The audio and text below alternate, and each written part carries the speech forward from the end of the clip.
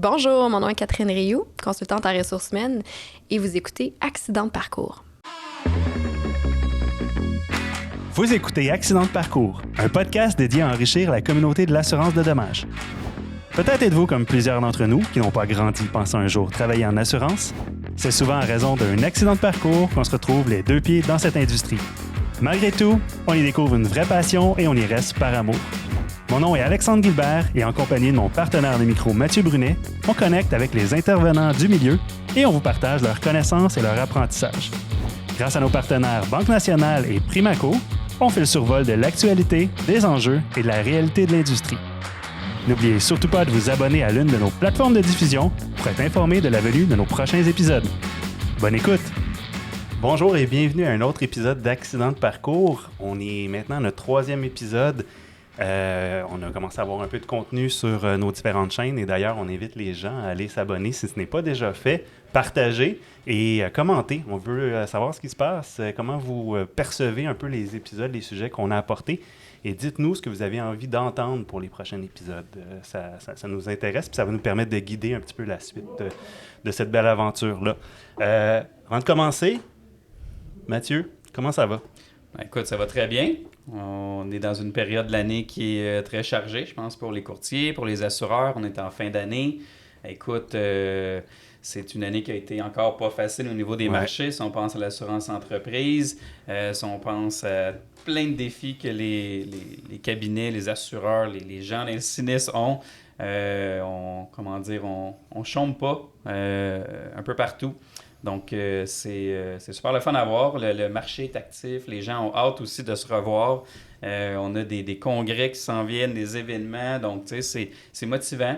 Des fois, aussi les retours au bureau, j'imagine, là, tu sais, pour peut-être le début de l'année, on l'espère encore.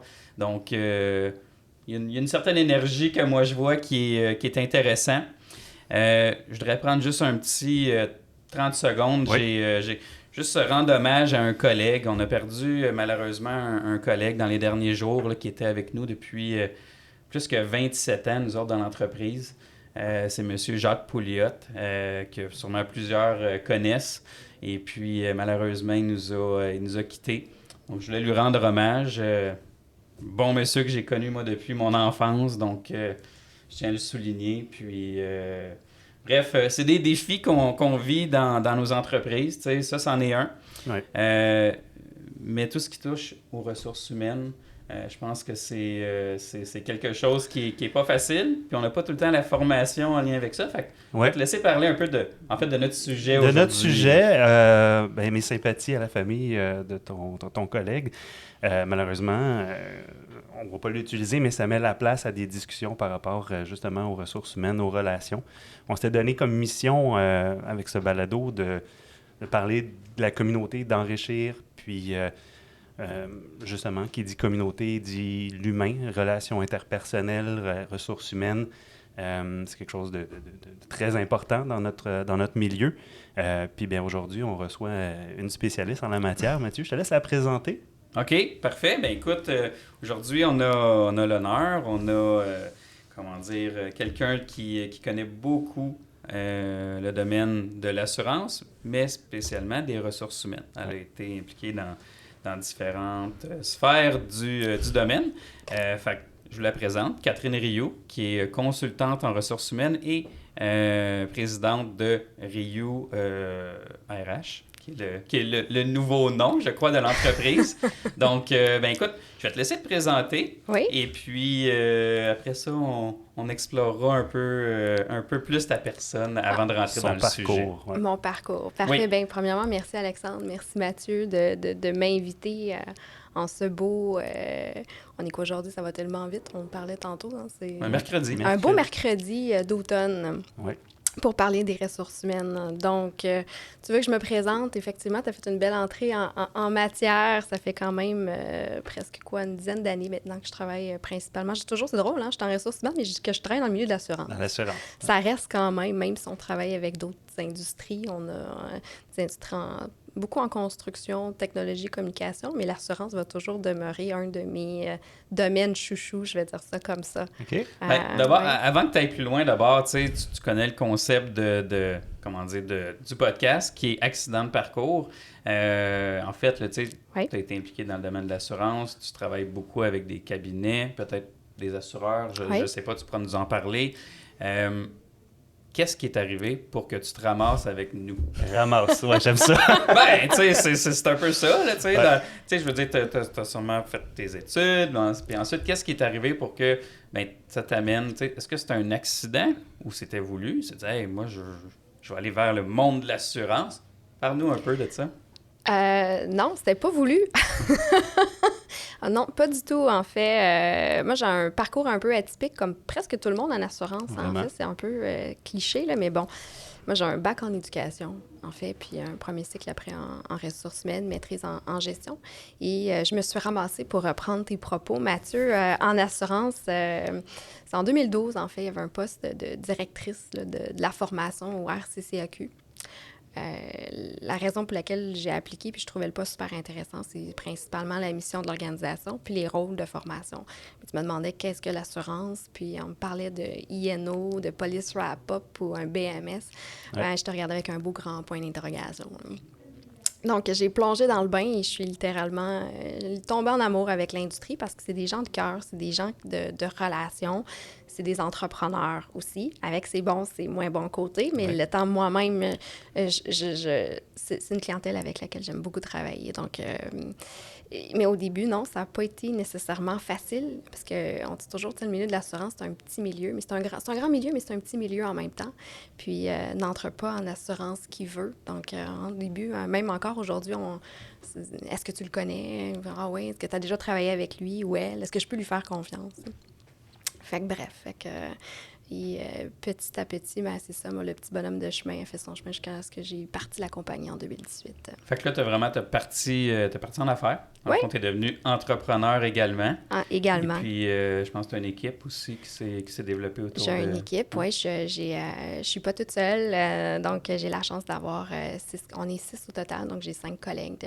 Donc, Alexandre, Nadia, Holly, Catherine, Julie, qui travaillent avec moi en collaboration avec nos différents clients. Et est-ce que c'est principalement dans le domaine de l'assurance, vos clients en ce moment? Non, pas principalement. Je disais que c'est quand même une de mes clientèles que moi, j'aime particulièrement. Favorite. Oui, favorite, je peux le dire. Oui, c'est mon domaine chouchou, là. Donc, mon travail beaucoup dans le milieu de la construction, milieu de la technologie, communication, association aussi, professionnelle, des compagnies tant américaines que canadiennes également. Donc, parfait. Juste, excuse, pour bien comprendre, tu fais de l'accompagnement d'entreprise. On fait de l'accompagnement. Oui, au même titre que, exemple, tu n'as pas quelqu'un en ressources humaines à ta disposition, tu as plein de questions. Donc, souvent, il y a des gens qui disent, moi, j'étais habituée dans ma grande entreprise de travailler avec des gens en ressources humaines quand on avait des questions. Tu sais, j'appelais la fille d'en haut, là, puis les RH, puis ils me répondaient à mes questions, puis ils étaient là pour me guider puis m'accompagner. Bien, c'est un peu la même chose qu'on fait. On travaille vraiment en équipe avec nos clients, au même titre que si on faisait partie de l'équipe interne. Puis c'est ce qu'on... Quand je me suis partie à mon compte, c'est une de mes valeurs, en fait, le travail d'équipe, puis travailler vraiment en synergie puis en collaboration. Puis le client aussi, ils le sentent. Les clients le sentent aussi quand la personne travaille vraiment en collaboration avec eux et non que pour eux comme consultant.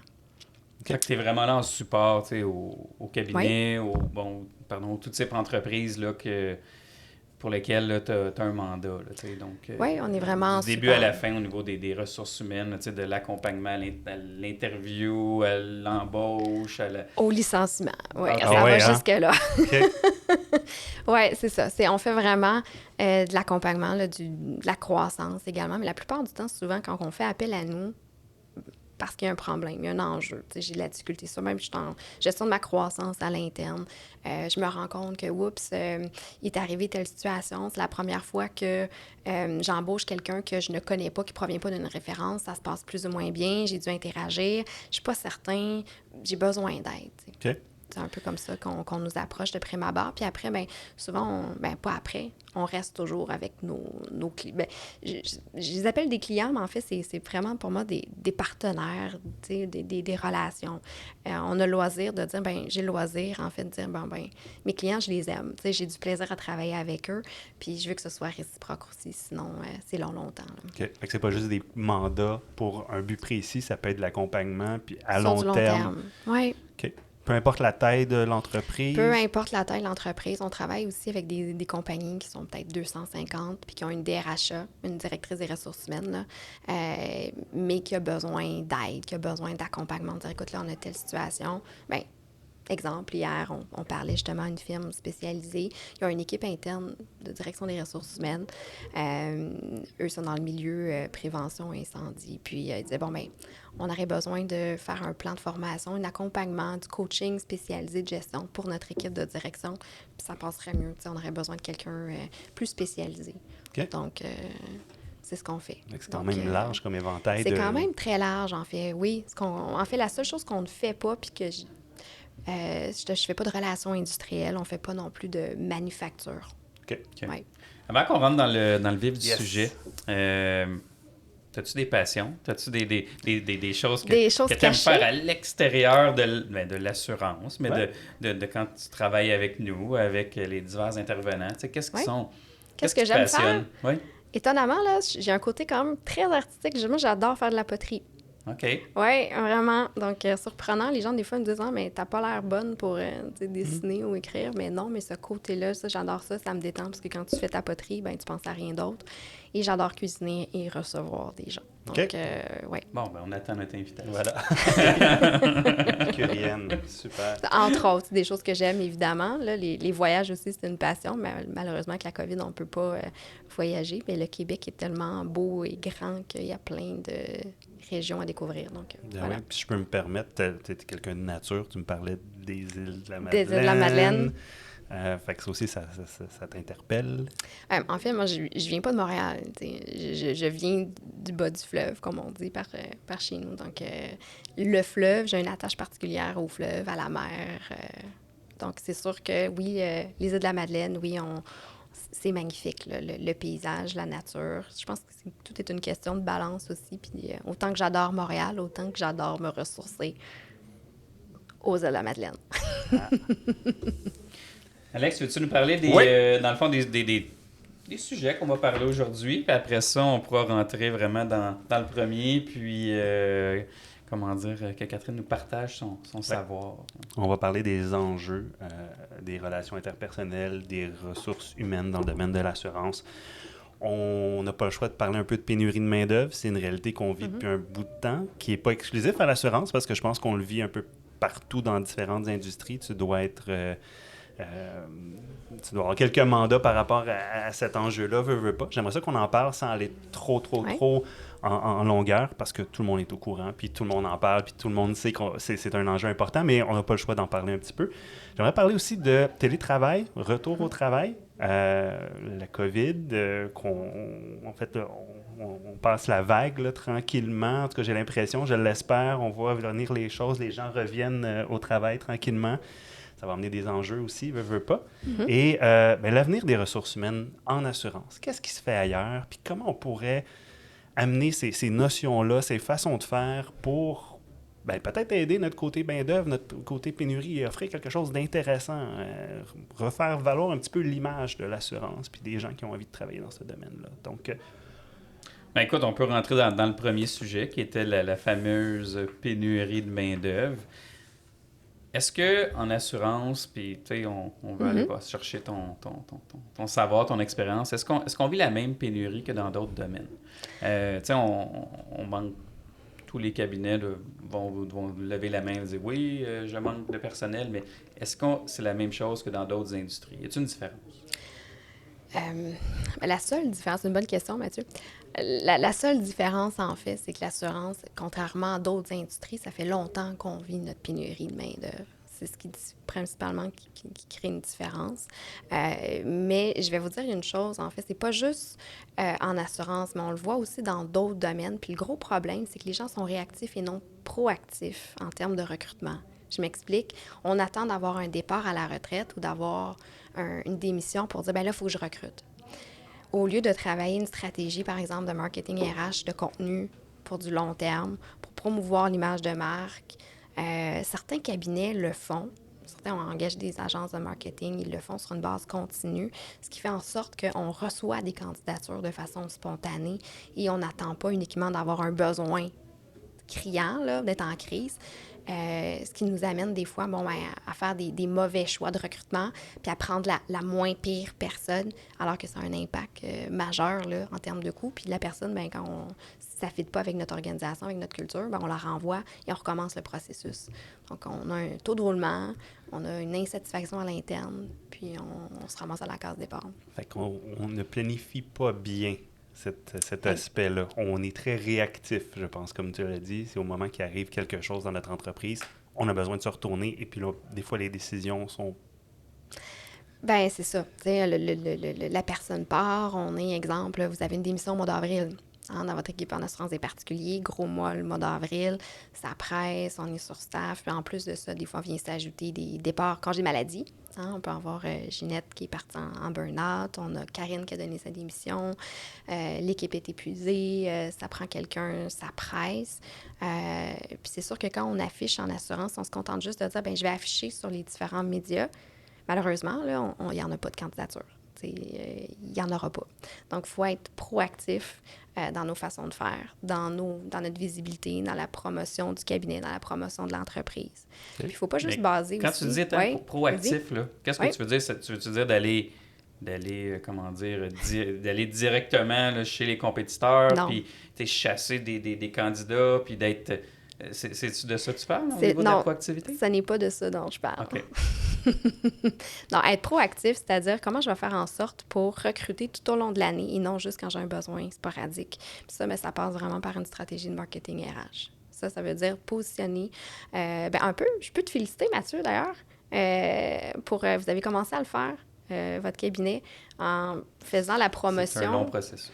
Oui, mais c'est ça. Mais vous avez commencé à le faire juste en faisant le portrait de vos gens à l'interne, partager sur les réseaux sociaux. Certains cabinets le font, commencent à le faire, puis on voit des cabinets avec lesquels on travaille, on voit des résultats concrets. Mais c'est de donner aussi le goût aux candidats qui sont passifs, qui ne cherchent pas nécessairement à dire « Hey, wow, est-ce que tu sais quoi? Même j'aimerais ça. » travailler pour cette entreprise-là. Ça m'inspire. Puis un des meilleurs exemples, en fait, puis ça, je pense que tout le monde connaît SodaStream, la compagnie pour faire... OK, bon. D'emblée, quand on pense à SodaStream, on ne pense pas nécessairement à la compagnie wow, créativité ou... on pense bouteille, manufacture. Je vous invite à aller voir la campagne de promotion de la stratégie marketing que SodaStream a mis en place sur les réseaux sociaux. Et je vous garantis qu'après avoir écouté la vidéo corporative, là, on veut aller travailler pour SodaStream. On ne veut pas aller travailler pour SodaStream, en fait. On va aller travailler pour la culture. Je vais aller travailler pour le président. Okay. Parce que peu importe le poste que tu occupes au sein de l'organisation, puis l'humour utilisé dans la promotion, dans la campagne, bien, ça me donne le goût de faire partie prenante de cette équipe-là. C'est ça qu'on doit créer. Et vraiment, là, c'est... et ça, mon rêve, je vais vous le dire, je lance en même temps ça dans les airs, on ne sait pas, peut-être, c'est d'avoir la chance de faire, justement, cette stratégie-là avec un cabinet en assurance. OK, puis d'avoir quasiment une réussite qui est reprise, puis qu'après ça, qui est citée par des gens, tu sais, je pense que c'est... Ça serait vraiment un beau rêve. Ouais. T'as dit un mot, t'as dit culture d'entreprise. Oui. Ça me titille. Une culture d'entreprise, comment on définit ça, une culture d'entreprise? Culture d'entreprise, en fait, premièrement, quand on fait des climats, dans des sondages au niveau du diagnostic organisationnel, souvent, c'est ce qui va définir l'entreprise. Si je prends, exemple, le cabinet A puis le cabinet B, OK? Normalement, c'est l'identité, c'est ton ADN. Okay. Qu'est-ce qui fait en sorte que tu es différent versus l'autre entreprise à côté? Qui va définir tes valeurs, qui va définir ta philosophie de gestion, qui va définir également... C'est vraiment ton ADN. J'ai pas d'autres mots, là, qui me... Pour moi, ta culture, c'est vraiment de dire, c'est notre différence. Quand je travaille, exemple, on va reprendre SodaStream. Quand je travaille chez SodaStream, leur culture, ils mettent énormément l'emphase sur la créativité, sur l'innovation, le développement de soi. ce qui est important, en fait, là, c'est de s'assurer de dire, bien, si je mise beaucoup sur la créativité, bien, je veux m'assurer que dans mon expérience employée, parce qu'on parle beaucoup d'expérience client, mais on oublie beaucoup l'expérience employée. Donc, de dire, bien, cette expérience employée-là, mais comment je vais la faire vivre au quotidien? Pas juste avant l'embauche, donc je suis en phase séduction avant que la personne rentre dans mon entreprise. Oui. Une fois qu'elle est au sein de l'entreprise, je veux m'assurer de la conserver, cette personne-là. Mais si ma culture d'entreprise, c'est l'innovation, de la créativité, bien, comment je vais m'y prendre au quotidien pour y faire vivre cette créativité-là? Puis de s'assurer de faire vivre, justement, une expérience, puis une mobilisation, puis qu'elle demeure au sein de l'organisation. C'est tout un défi. En assurance, on parle de créativité, d'innovation. Je veux dire, l'assurance reste de l'assurance quand même. Fait que c'est quand même un bon défi là, d'intégrer ça dans la gestion là, du personnel. Là. Tu peux être créatif à différents niveaux. On parle, par exemple, du télétravail, là, notre autre sujet tantôt du jour. Je ne sais pas quand vous voulez l'aborder, mais le télétravail, en fait, un des meilleurs exemples, il y avait certaines entreprises qui étaient déjà dans le milieu de l'assurance 100% télétravail. Donc, l'impact de la COVID, pour eux, était déjà avant-gardiste. Donc, déjà, tu te dis, bien, je pousse un peu plus loin. Et ta créativité, si tu veux être créatif, bien, ça dépend encore avec ta culture d'organisation aussi, dans tes valeurs d'organisation. Pour toi, bien, je me définis comme étant très professionnelle, par exemple. Puis chez nous, le respect, c'est important, ou l'inclusivité et la diversité, c'est important. Bien, comment je vais m'y prendre si cette diversité-là, je veux en faire, ou de l'inclusivité, je veux en faire ma culture première, bien, comment je veux la faire vivre? Quand on parlait de SodaStream, c'était la créativité, bien, l'assurance, bien, en fonction de vos valeurs, en fonction de votre culture, bien, c'est ce qu'on va tabler, ce qu'on va mettre de l'avant. Mais ta créativité, c'est ton innovation, en fait. Et les entreprises qui innovent, qui sont toujours en remise en question, bien, qui font preuve d'agilité, bien, c'est eux qui réussissent justement à se démarquer. Puis toi, tu penses qu'on est rendu où? Encore le milieu de l'assurance, on va parler du Québec, on est-tu très loin d'atteindre ou est-ce qu'on est... On a-tu quand même une certaine évolution que tu remarques dans les 10 dernières années? Bien, on le voit avec la nouvelle génération aussi qui reprend. Je parle principalement dans les bureaux de courtage, puis les bureaux d'experts aussi en sinistre, les nouvelles générations qui rentrent qui reprennent justement la relève, je vais dire ça comme ça. Donc, l'intérêt à dire, bien écoute, moi, je suis peut-être pas le meilleur en médias sociaux, je suis peut-être pas le meilleur, j'ai besoin d'un accompagnement, j'ai besoin déjà de reconnaître qu'on a un besoin, puis de dire, bien, on doit faire quelque chose, je veux déménager, je veux s'assurer d'offrir un environnement de travail dans lequel mes employés vont pouvoir avoir du plaisir, évoluer. Et ça, bien, ça peut prendre aussi différentes formes. Est-ce que j'ai besoin de rentrer dans du 8,5 à 4,5? C'est comme mon horaire de travail. Comment je peux m'y prendre pour réussir à bien répondre ou desservir à mon client? Puis il y a des compagnies, justement, on en voit, il y a plein de nouveaux cabinets aussi qui se créent, qui sont très axés sur le mode technologique, virtuel. Donc oui, mais je te dirais qu'il y a quand même encore du chemin à faire. Du travail à faire. Oui. Donc, si je résume bien, là, ça, c'est des éléments importants dans la planification pour contrer la pénurie de main-d'œuvre. Donc, s'assurer d'être proactif. Quoi d'autre qu'on peut faire pour aller... Ça revient, en fait, le mot d'ordre, souvent, c'est la proactivité. Donc, c'est-à-dire quoi? C'est-à-dire, bien, si j'attends d'avoir un candidat puis j'affiche, j'en aurai pas. Une fois aussi, pour contrer ta pénurie, bien, je veux diminuer mon taux de roulement. Je veux conserver mes gens à l'interne. Ça, c'est un autre moyen.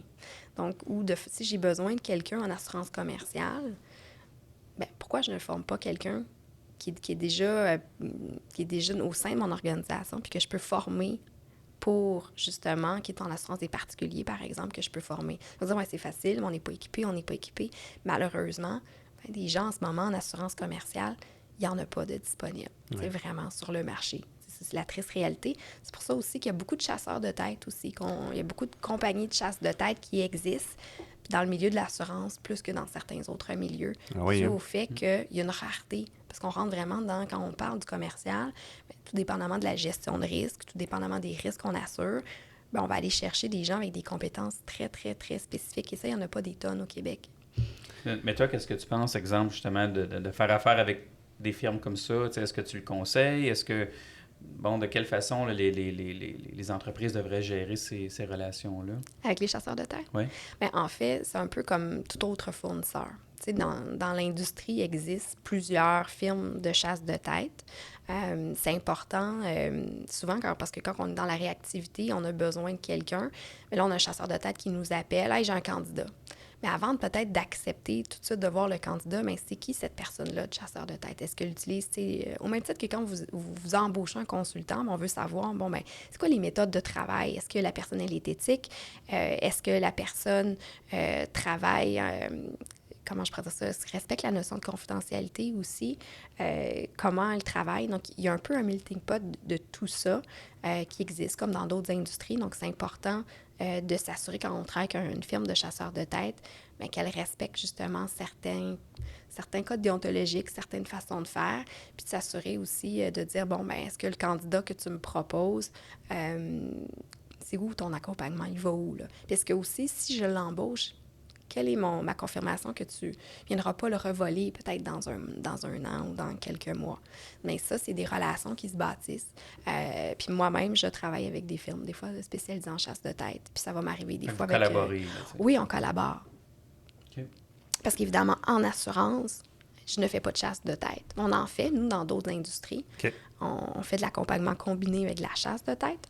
T'es trop connu. Je suis trop connue en assurance, non. Je sais pas si Mais... on pourrait regarder cette question-là sous l'autre angle, c'est-à-dire, moi, je suis un agent, je suis un courtier, Oui. je suis un souscripteur, j'ai le beau jeu en ce moment, dans le sens qu'il y a une pénurie, Oui. je peux me permettre d'en demander, que ce soit salaire, que ce soit sur le partage, télétravail, bureau, puis par rapport à mes besoins, le ballon travail-famille, puis aussi l'expérience que j'ai envie de vivre. Est-ce que c'est le fun d'aller travailler là? Je suis décontracté, je suis relax, j'ai une gang de chums, j'ai des amis, ou je suis vraiment dans mon cubicule, puis je travaille. Qu'est-ce qu'on pourrait dire là-dessus, là, pour ces gens-là, pour peut-être pas les guider, mais pour... Bien, le prime abord, souvent, hein, tu sais, quand on va prendre l'exemple, je termine mon AEC en assurance, bon, ben, tu vas sortir de l'école, tu vas faire 40, 45 000, tout dépendamment où tu te situes géographiquement là, au Québec. Là. Puis bon, mais il n'y a pas juste le salaire, soit c'est la rémunération directe. Il y a ce que tu appelles après, ma culture, là. Est-ce que si je travaille chez toi, ça va se passer comment? Mm-hmm. Est-ce que tu me vends, en fait, quand tu m'embauches? Est-ce que c'est vrai? Est-ce que tu le fais vivre au quotidien? Est-ce que je vais avoir du plaisir ou pas? Parce que le salaire, si je change pour le salaire continuellement, ça a une limite en termes de ma motivation puis ma mobilisation parce que c'est de l'extrinsèque. L'intrinsèque, c'est ma motivation qui va me... En fait, là, ce qui va me dire, bien, est-ce que j'ai du plaisir au travail? En fait, si je veux être motivée puis performant, là, à long terme, les études démontrent, en fait, là, puis ça, c'est fort intéressant, ça me prend 3 points combinés. Puis ça peut expliquer, des fois, pour certaines entreprises, les raisons pour lesquelles ils ne réussissent pas à retenir leurs gens. Il faut que j'aie mon sentiment d'appartenance. Il faut que je sente que je fasse partie d'une équipe puis que ce côté-là, plaisir, doit être présent. Oui. Il faut que je sente aussi que j'ai de l'autonomie dans mon travail, c'est-à-dire que je puisse... on parle de courtier, bien, est-ce que j'ai un script très rigide? Ou est-ce que je peux mettre un petit peu de couleur dedans? Est-ce que je peux apporter aussi ou faire partie du comité au sein de l'organisation? Est-ce que mes recommandations, mes améliorations, ce que je suggère, est-ce que c'est écouté? Ça, c'est d'un. On peut le regrouper sur l'autonomie. Ça va chercher un peu ce qu'on disait tout à l'heure, l'innovation, la créativité. La nouvelle façon de faire. Les gens vont se sentir créatifs d'une certaine façon. Écouter, c'est ça. Okay. D'avoir une valeur ajoutée. Puis l'autre point, c'est est-ce que je me sens compétent dans mon travail? Pour me sentir compétent, bien, est-ce que j'ai de la formation? Est-ce que j'ai des outils ou est-ce que je suis laissée moi-même? Est-ce que je suis toute seule? Est-ce que je suis guidée? Et ça me prend les 3 combinés. Je ne peux pas juste en avoir un. Ça prend les 3. Okay. Faut que j'aie un sentiment d'appartenance, donc que j'ai du plaisir au sein de mon équipe. Il faut que je sente que j'ai une certaine autonomie ou que je puisse au moins proposer des idées et que je puisse me développer. Et il faut que je sente que je suis compétente, que je suis dans la bonne place. Ça me prend les 3. Juste le salaire, c'est ma motivation que j'appelle extrinsèque. Ça va juste durer un temps. C'est tout. Place où la reconnaissance dans tout ça? C'est la reconnaissance de l'employeur versus l'employé. Oui, il y a le salaire, mais tu sais, tout le reste. Est-ce que tu le mets haut dans la liste ou... Bien, ça part de l'individu, OK, pour son travail, pour qu'il puisse être heureux. Mais comme gestionnaire, tu t'amènes un bon point, Mathieu. La reconnaissance, c'est important parce que c'est ton vecteur même, justement, de dire, puis comme employeur, j'ai un rôle à jouer pour s'assurer, oui, qu'il soit performant. Puis dans mon environnement de travail, il faut que, oui, je donne de la reconnaissance. Il faut que je m'assure aussi d'avoir un environnement de travail qui est agréable, dans lequel il peut s'épanouir, sécuritaire, qui respecte au niveau des normes de travail. Je peux pas juste dire, OK, ben regarde, il est autonome, on est une belle équipe, on lui donne du popcorn, il a du plaisir, il vient travailler au bureau avec sa gang de chums, il est courtier, ça fait 10 ans, il connaît ça, fait que j'ai pas besoin de l'accompagner. Pas de formation, il est compétent, mais ça fait 10 ans qu'il est là, c'est assez, c'est suffisant. Puis là, j'y donne les objectifs. Ouais. Puis je vais suivre ses objectifs, puis je vais le juger en fonction des objectifs qu'il va me donner. C'est ça. Ouais.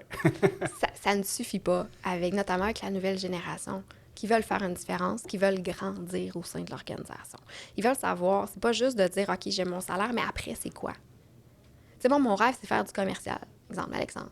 Comment toi, est-ce que tu es, de un, la meilleure personne pour m'accompagner dans ça? Puis moi, j'aimerais ça. Mon rêve, là, c'est assurer, des avions. Moi, j'aimerais ça.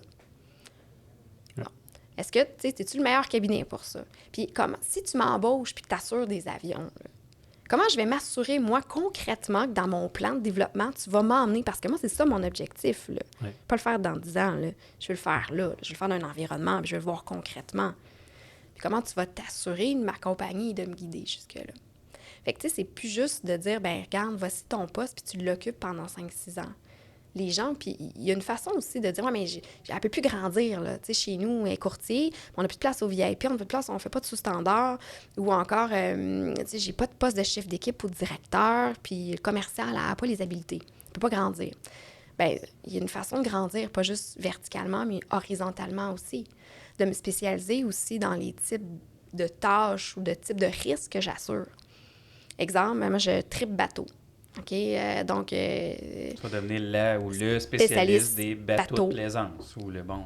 Oui. Puis pourquoi pas aussi faire des formations pour l'ensemble de mes collègues de travail. Tu sais, on est au mois d'avril, mois de mai, les gens font assurer leur bateau, ils les sortent, les sidos, peu importe. Tu sais, moi, je sais pas c'est quoi là du tout. Moi, tu me parles d'un hors-bord, d'un catamaran, peu importe, j'ai aucune idée. Fait que pourquoi pas que cette personne-là qui a l'expertise au sein de l'organisation pourrait pas en profiter justement de ses connaissances pour former ses collègues de travail puis être la référence sur les ça devient de la reconnaissance. Oui, vraiment. Pour ces gens-là. Là. Ben oui. Et ça coûte rien, entre guillemets. Tu sais, il y a souvent, les gens pensent reconnaissance, il faut donner justement au niveau pécunier, là. Mais la reconnaissance en tant que telle, mais c'est juste aussi, tu sais, on parlait de dire, bon, ben je passe le matin.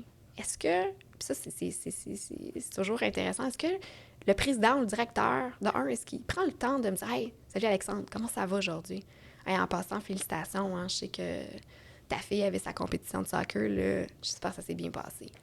Ouais. » De sentir que tu n'es pas un numéro, de sentir que la personne te reconnaît, de sentir qu'on reconnaît en fait l'humain et non juste le travailleur qui est là. Là, je trouve que qu'est-ce que tu nous parles là, ça va faire un beau lien avec l'autre sujet. Parce que là, on va parler de télétravail, retour au bureau. Là, tu dis faire le tour du bureau, aller dire salut, prendre des nouvelles. Télétravail, là, commencer à appeler chacune des personnes, se faire un team à tous les jours, c'est tout un défi, là. Parce qu'on veut rester en contact, puis tout le monde veut rester en contact, mais ça prend beaucoup de temps, ça prend beaucoup d'énergie même pour les gens. Donc, tu sais, c'est pas facile. C'est pas facile, là. On pourrait peut-être commencer par faire un constat. Qu'est-ce qui s'est passé pendant le COVID, le télétravail? La réalisation que tu en as, parce que tu as été... J'ai été impliquée, oui. Très impliquée, en effet.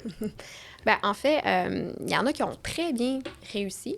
Ça a été j'ai un cabinet, entre autres, on a fait un climat organisationnel et pour eux, suite de la COVID, on voulait voir aussi le retour au travail, puis on voulait voir comment ça s'est passé, puis on fait des rencontres aussi individuelles. Et ce qui était assez étonnant, c'est que tout le monde était tellement reconnaissant de dire, écoute, il a tellement pris ça à cœur pour nous, pour notre sécurité. Ils se sont assurés qu'on se soit équipés, qu'on se soit installés, qu'on manque de rien, que ma chaise soit ergonomique. Tu sais, j'ai pas eu à demander. Ils ont été proactifs, encore là, tu sais, le mot-clé est proactif. Ouais. Ils ont fait le tour, se sont assurés qu'on était vraiment bien équipés. Puis, ce qui a vraiment fait la différence, puis tu me disais, tu sais, c'est jamais simple, ça prend toujours du temps. On parle de ressources humaines. Si c'était simple, ben je serais pas là. Mais le président a fait des capsules FaceTime pour parler de lui, sa réalité à ses employés. Tu sais, un petit message, écoute, je sais que c'est pas facile. Ils l'ont fait. Il y en a d'autres qui ont fait aussi, tu sais, des courriels du mot du président pour dire, ben écoute, moi aussi, votre réalité, tu sais, je la vis, puis on est là avec vous, puis on vous supporte. Puis... Et les gens, là, ont tellement apprécié ces petits, tu sais, ce sentiment-là de proximité, ce sentiment-là de transparence, de communication, de vérité. Donc, ça existe. Mais c'est sûr que, est-ce que ça faut trouver des idées. Faut trouver des idées, mais ça prend du temps. Tu sais, la personne qui faisait ses FaceTime ou son enregistrement, puis qui le communiquait, ben, il fallait qu'il prenne le temps de le faire. Ouais. Mais il y avait l'intérêt de le faire aussi. Il comprenait, Ouais. puis pour lui, c'était important. Puis ça va dans les valeurs de la personne et de l'entreprise. Veut pas. On n'essaie pas de faire ça juste pour dire « il faut que je le fasse », puis ça passera peut-être pas aussi bien que cette personne-là, probablement que je connais pas, avait compris comment les gens se sentaient. Puis ils se sentaient probablement de la même façon, puis ils étaient en mesure d'être ouverts. Exact. Fait que, tu sais, le rôle de dirigeant, de patron, de chef d'équipe évolue, a changé. Évolue, a changé. C'est plus de vérifier, y a-tu atteint son objectif de vente ce mois-ci? Là? On n'est plus là du tout. Là. Bien, si tu veux faire la différence, si tu vas avoir une bonne rétention puis une bonne performance de tes employés, tu n'es pas là du tout, non. Dans le fond, on revient à l'humain. Donc, de s'assurer, de dire, bien, est-ce que l'humain est pris en considération et non juste le travailleur? Puis comment, moi, comme entreprise, bien, je suis proactive au-devant d'eux, puis je m'assure de la sécurité, puis de la santé-sécurité, tu sais. C'est sûr aussi, oui, faire des rencontres, c'est important. Peut-être pas nécessairement tous les jours. T'sais, c'est sûr que si déjà, avant COVID, vous ne faisiez pas de rencontres ou de réunions, puis là, on essaie de faire des rencontres Teams ou Zoom ou peu importe, à chaque semaine, bien, ça se peut que vous allez vous frapper un petit peu à de la résistance à l'interne parce que les gens ne sont pas habitués. Par contre, bien, je vous dirais que c'est fondamental d'avoir des rencontres visuelles. Le téléphone ne suffit pas, là, surtout à distance durant la dernière année. Bien, c'est sûr qu'il y a des entreprises qui, encore à l'heure aujourd'hui, qui n'ont pas encore de webcam, qui ne sont pas encore équipées pour faire du télétravail. Bien, c'est sûr que c'est un petit peu plus difficile nécessairement en termes de rétention puis de la mobilisation des employés si je ne suis pas capable de créer ce lien-là. Mais le lien, on peut le créer à distance aussi, par visioconférence, par Teams, ne serait-ce aussi que d'intégrer. Ça demande plus de travail, par contre. C'est pas facile. Non, puis de créer une culture avec des gens en télétravail, c'est un défi. Les obligations d'une entreprise, là, oui. Versus le télétravail, tu sais, comment tu qualifierais ça? En fait, légalement, si on regarde au niveau des normes du travail, là, ton obligation comme propriétaire, comme d'une entreprise, c'est vraiment de t'assurer de maintenir la santé et la sécurité. Donc, la prévention santé physique, sécurité psychologique de tes employés. C'est ton obligation. Oui. On l'oublie, mais c'est ton obligation.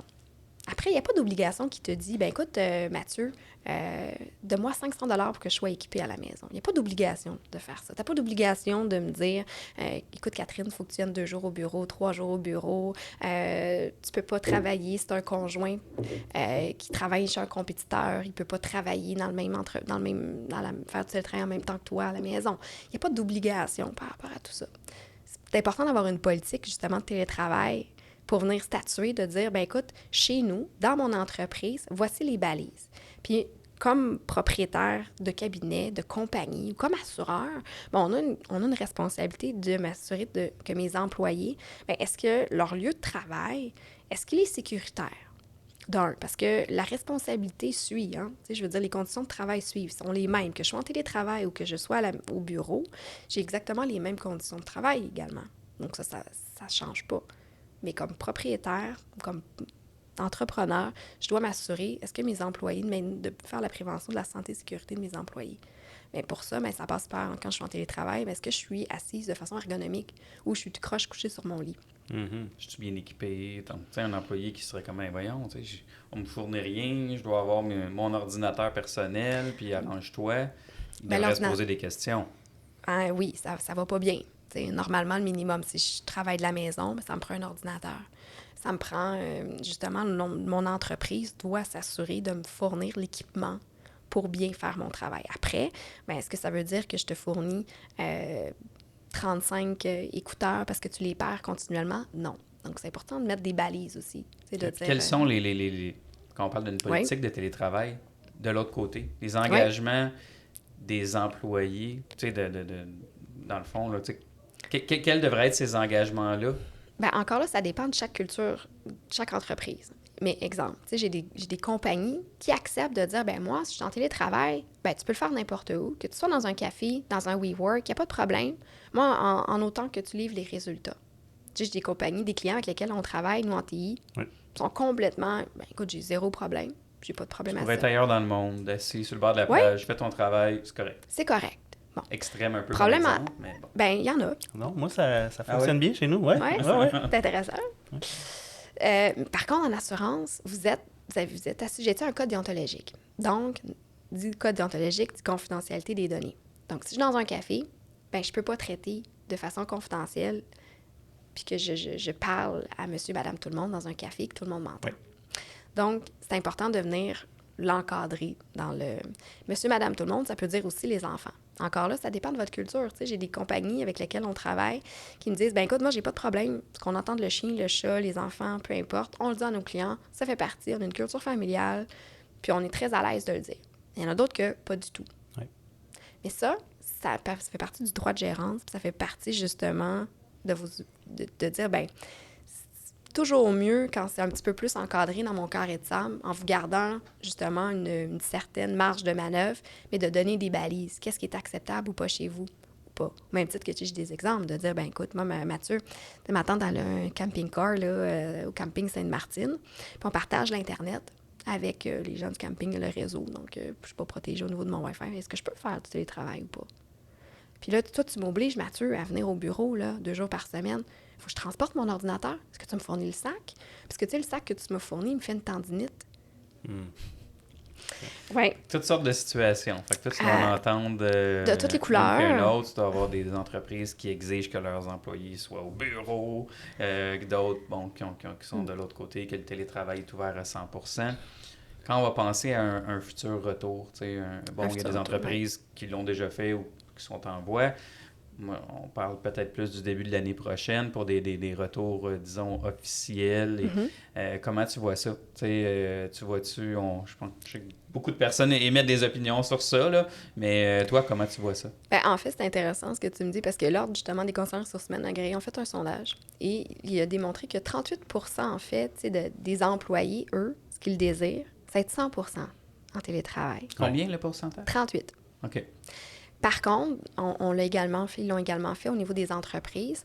Et 52% des entreprises, ça, le sondage a été fait là, peut-être en juin. Il faudrait voir là, si ça doit évoluer aussi. Ben, en fait, le contexte l'environnement externe, donc ce qu'on vit en ce moment avec la COVID, a un impact sur l'intérêt de revenir ou pas au travail.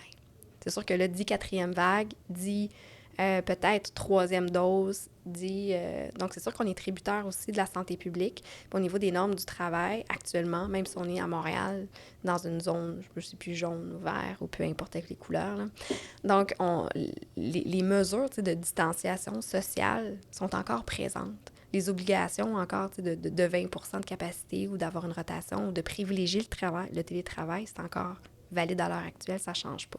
Est-ce que ça va changer au retour? Est-ce qu'au retour, on va pouvoir être 100% comme à l'époque, l'époque de 2019? On ne le sait pas. Ce serait le fun de le savoir, d'avoir une belle boule de cristal. Là. Mais 52%, pour revenir au rapport, 52%, en fait, des compagnies prévoient y aller de façon flexible, c'est-à-dire du 2 ou du 3 jours.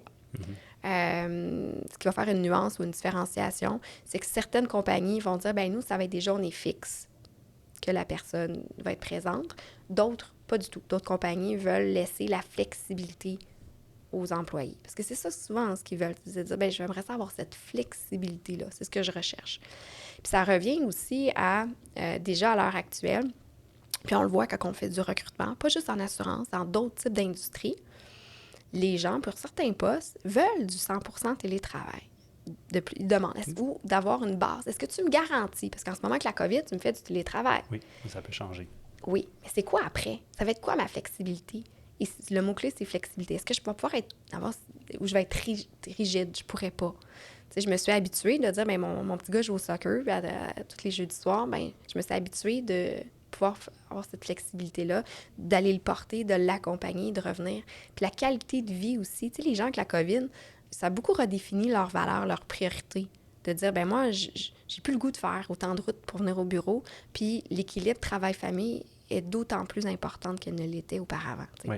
Puis quand vous parlez avec des employés, est-ce que les gens s'attendent de façon générale, bon, je fais 2-3 jours de télétravail, à garder leur fameux bureau dans une entreprise, ou tu sais, est-ce que les gens vont être à l'aise de travailler dans des endroits comme ouverts, des postes partagés, tu sais, les gens, sûrement qu'ils veulent garder des acquis puis aller en chercher plus, mais tu sais, cette gestion-là, je crois que ça va être un défi parce que, tu sais, il y a beaucoup d'entreprises qui regardent leurs locaux, qui disent « Oh, on a des très grands locaux, est-ce qu'on réduit, est-ce qu'on attend? » Tu sais, qu'est-ce que tu vois là-dedans?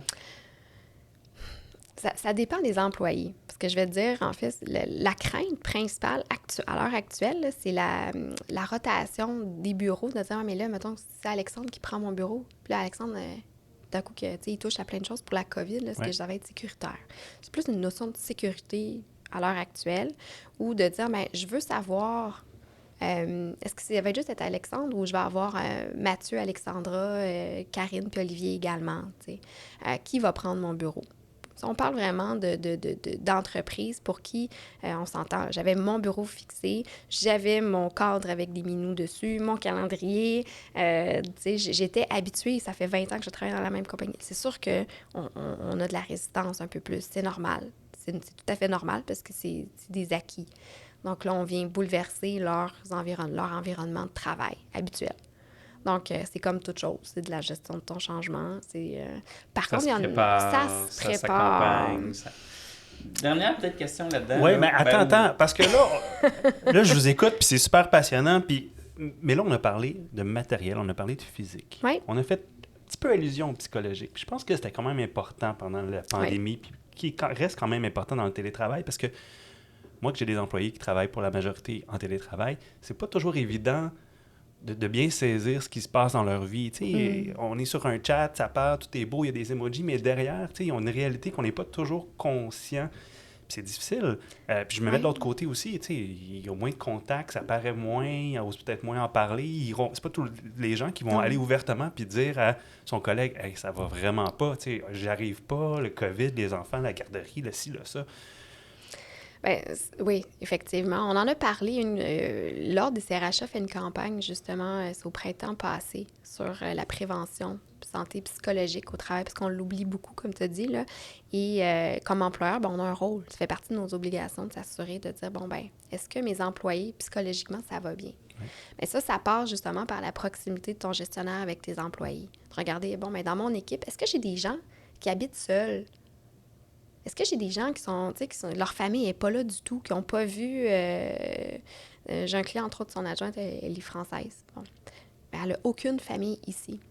Ben, il a dit, regarde, pour ta santé psychologique, retourne, que tu travailles ici ou que tu travailles de la France, retourne en France dans ta famille, tu vas avoir au moins, tu vas être appuyé, tu vas être bien, tu reviendras dans 5 mois parce que tu es complètement isolé. Là. La personne, tu es complètement tout seul. Tu ne peux pas sortir. On se rappelle en 2020, oui.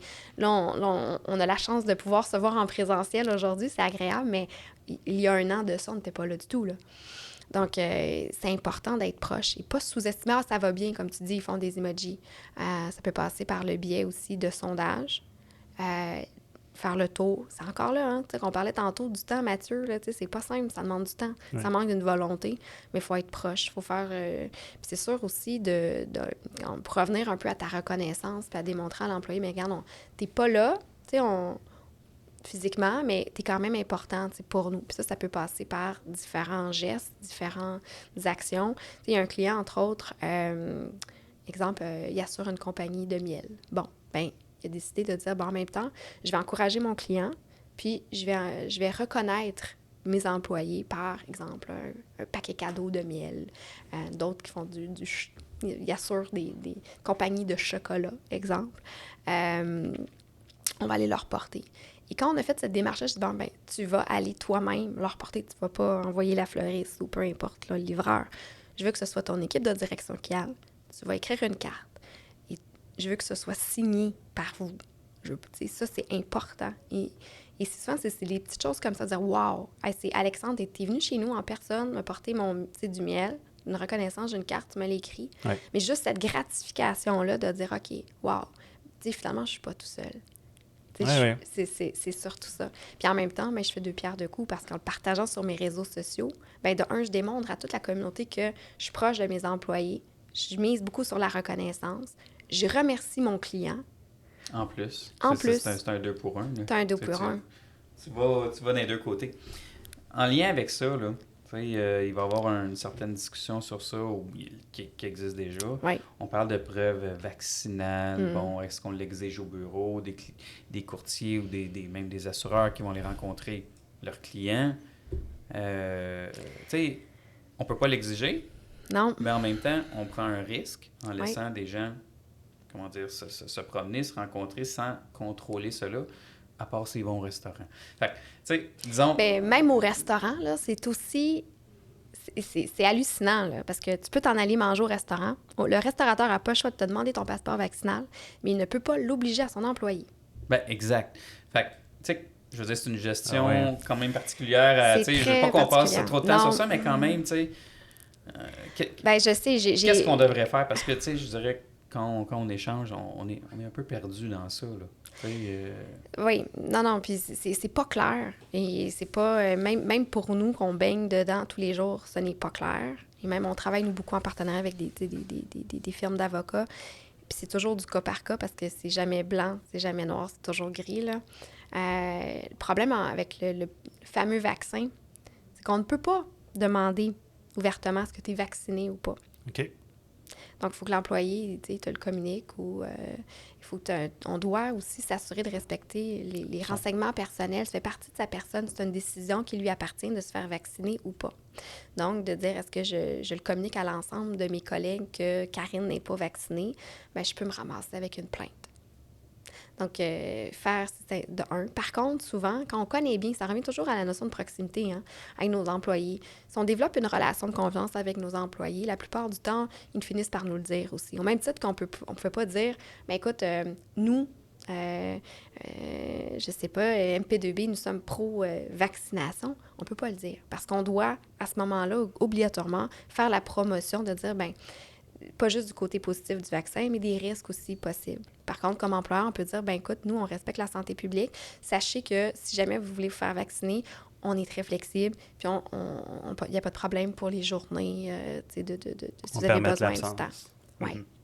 Et après, c'est de connaître justement, de faire des sondages. Une des façons, c'est de faire des sondages anonymes pour demander, de dire, est-ce que au sein de notre organisation, on a combien d'employés? Puis là, je le sais, là, j'en entends plein. Là, j'ai plein de courtiers ou j'ai plein de clients qui vont dire, là, Catherine, ça n'a pas d'allure. C'est même trop long. Ça n'a pas d'allure. J'ai mon droit de gérant. Je peux te poser cette question-là. Juste à dire oui.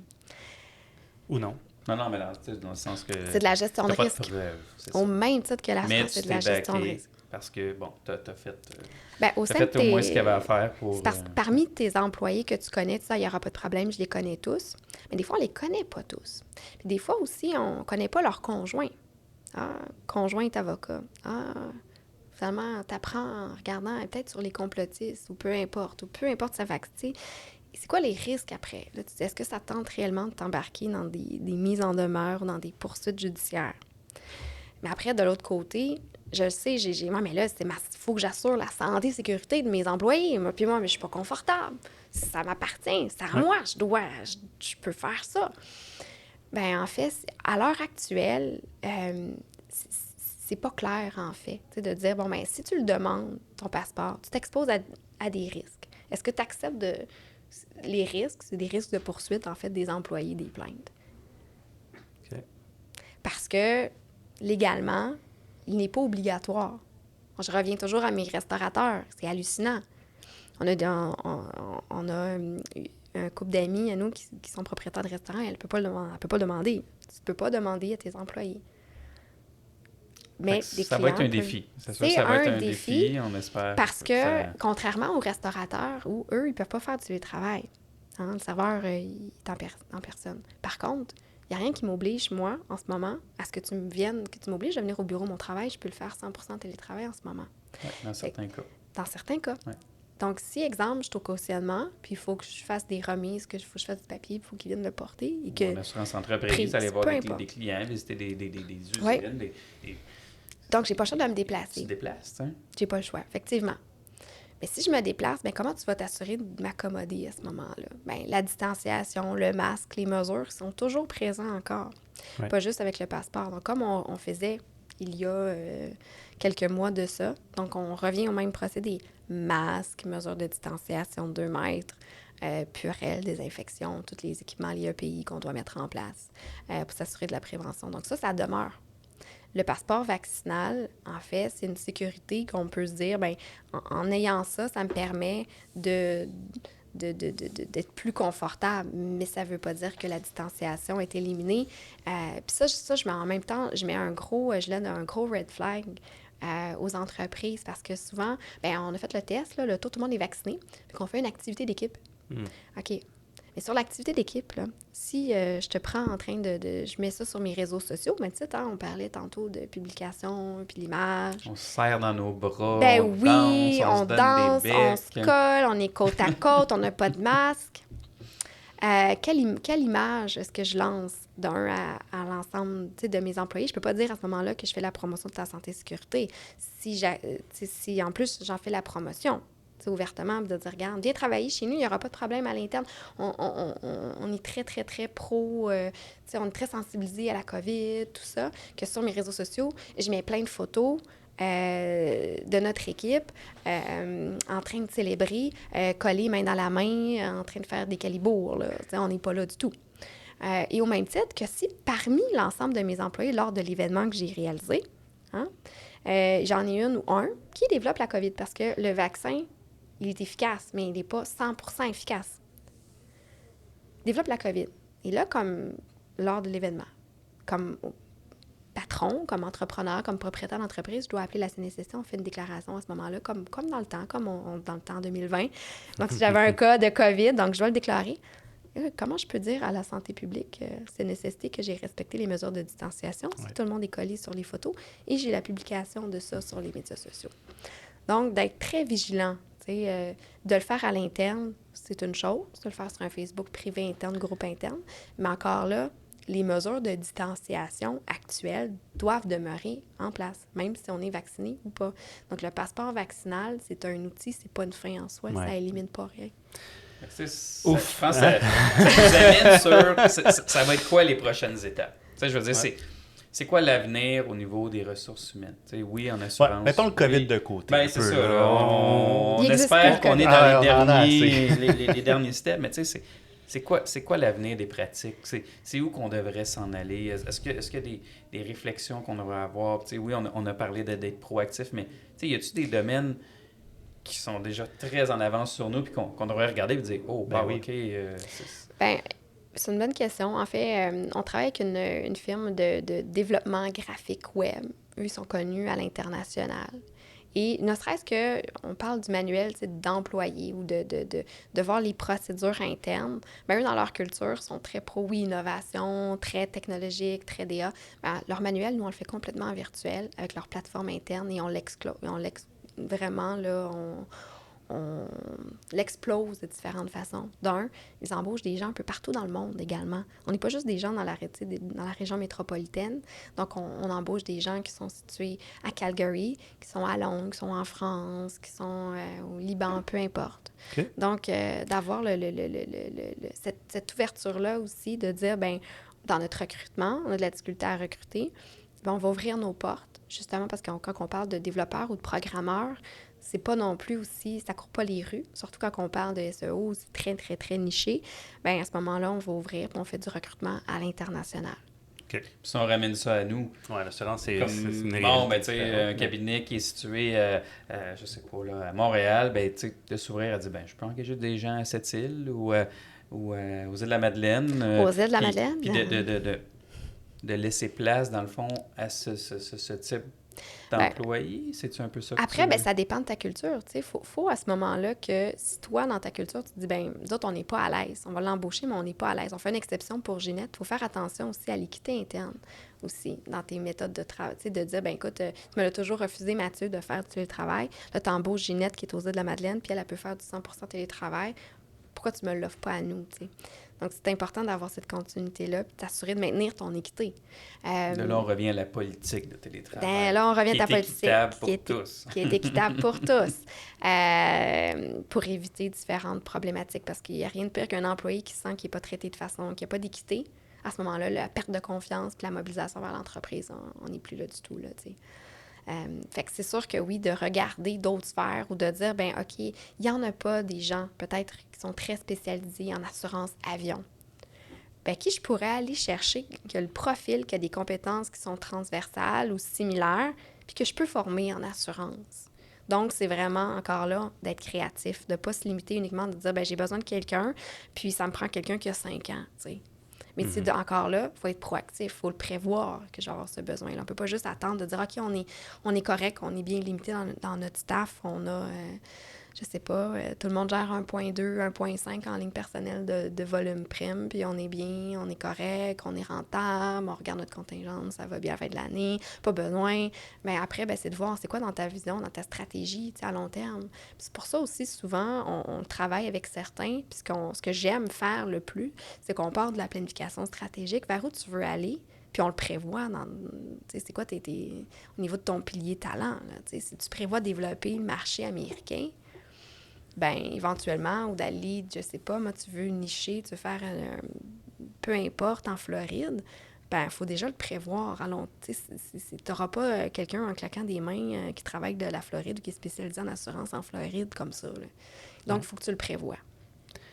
Y a-t-il des outils technologiques qui sont utilisés dans d'autres industries qu'on ne maximise pas en assurance? Des noms qui me viennent en tête rapidement, là, mais on a eu Team qui est devenu très populaire. Slack, des choses comme ça. Là, ça, c'est des outils de communication. Mais après, quand on regarde pour gérer à l'interne ton intranet, après, ben, ça va dépendre de ta taille. J'ai un client qui disait, ben, on n'est pas Google. Ça ne donne rien d'avoir autant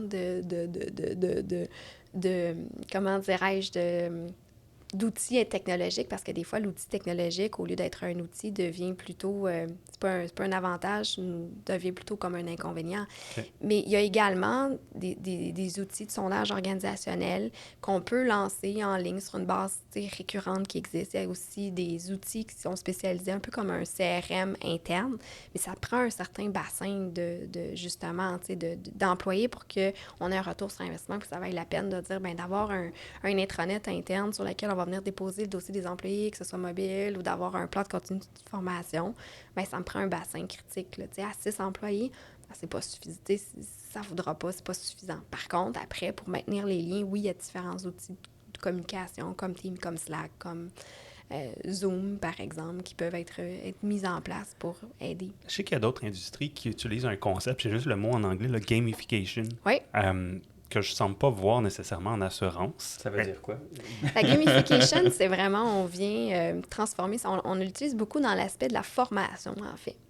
Donc, c'est-à-dire, on vient revisiter la façon dont on va former l'apprenant par l'entremise de, ça le dit, là, game de jeu okay. Pour pouvoir former la personne.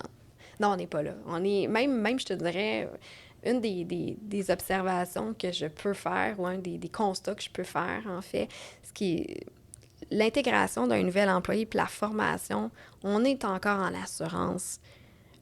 On tire de la patte, là. Ouais. Donc, on a encore le fameux présentiel. Je l'embauche. Il faut qu'il vienne en personne un bon 2 semaines au début pour voir les systèmes. Ben, c'est de voir avec certains, on est en train de travailler pour dire, on va mettre cette formation-là en mode virtuel. Donc, ne serait-ce aussi que des capsules de formation à distance que je peux faire, mon parcours virtuel, puis que la personne puisse avoir une autonomie un peu plus grande. Ce qui me libère aussi, au lieu d'avoir une employée temps plein juste pour dédier pour la formation, parce que pendant qu'elle forme, elle ne gère pas du module ou elle ne fait pas d'autres choses. C'est sûr qu'il restera toujours le volet de coaching puis de maître de stage, là, comme certifié. Comme maître de stage, tout peut se faire à distance. Ton maître de stage, ben, tu peux le faire à distance. Tu peux partager ton écran. Tu peux faire de l'écoute. Il y a des outils technologiques qui le permettent très bien de le faire. Oui.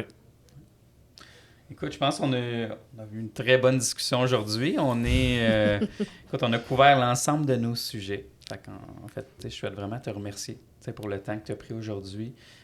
C'est vraiment apprécié. Je pense que les gens vont également apprécier d'écouter la discussion qu'on a eue aujourd'hui, tout ce qu'on a couvert. Oui, et qui sait, il y aura peut-être un épisode 2 sur les Peut-être. RH, parce qu'il y a plein d'autres sujets qu'on n'a pas abordés. On en avait parlé avant en discussion, mais tu sais, tout le harcèlement, le racisme, les enjeux à l'intérêt des entreprises. Il y en a plein, conflits entre employés. Oui. Oui. Oui, fait qu'on pourra peut-être revenir dans un épisode dans une saison prochaine, peut-être. Si les gens sont intéressés, du moins.